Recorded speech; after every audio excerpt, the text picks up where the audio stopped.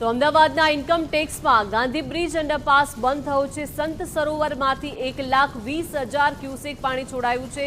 સાવચેતીના પગલે અંડરપાસ બંધ કરવામાં આવ્યો છે। એમસી દ્વારા પોલીસ સાથે સંકલન કરી હાલ પૂરતો અંડરપાસ બંધ કરાયો છે।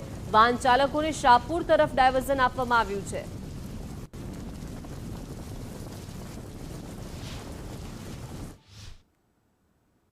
ઉપરવાસમાં ભારે વરસાદને પગલે સાબરમતી નદી બંને કાંઠે વહેતી થઈ છે। વોકવે જે છે તે પાણીમાં ગરકાવ છે, ત્યારે બીજી તરફ જોઈ શકાય છે કે સંત સરોવરમાંથી 1,20,000 ક્યુસેક પાણી છોડવામાં આવ્યું છે, જેની પૂર્વ બાજુ એટલે કે ગાંધી બ્રિજના અંડરપાસમાં વરસાદી પાણીની જે લાઈન છે તેમાંથી પાણી આવતું હોય સાવચેતીના પગલાના ભાગરૂપે પોલીસ સાથે એએમસી દ્વારા સંકલન કરવામાં આવ્યું છે અને હાલ પૂરતો અંડરપાસ બંધ કરવામાં આવ્યો છે। બિલકુલથી જોઈ શકાય છે કે જે ઇન્કમટેક્સ એટલે કે ગાંધી જે બ્રિજ છે તેની નીચે એટલે કે જે અંડરપાસ છે ગાંધી બ્રિજ નીચેનો ભાગ તે રિવરફ્રન્ટનો ભાગ તે હાલ બંધ કરવામાં આવ્યો છે। પોલીસની ગાડી પણ અહીં જોવા મળી રહી છે અને બંને તરફ જે છે વાહન વ્યવહાર માટે આ રિવરફ્રન્ટ ગાંધી બ્રિજ અંડરપાસને બંધ કરવામાં આવ્યો છે। મહત્વનું છે કે સંત સરોવરમાંથી 1,20,000 જેટલું ક્યુસેક પાણી છોડવામાં આવી રહેલ છે અને પરિણામે જે છે વોકવે સદંતર બંધ છે। બંને તરફ નદી કાંઠી જે નદી છે તે બંને કાંઠે વહી રહી છે, ત્યારે હાલ જે છે વરસાદી પાણીની લાઇનમાંથી લીકેજ હોય એટલે પાણી આવતું હોય સાવચેતીના ભાગરૂપે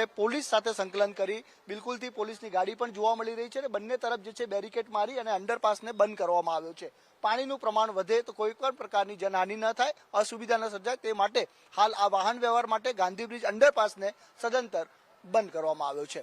કેમેરા પર્સન ગજેન્દ્ર સાથે સંજય જોશી, ગુજરાત ફર્સ્ટ, અમદાવાદ।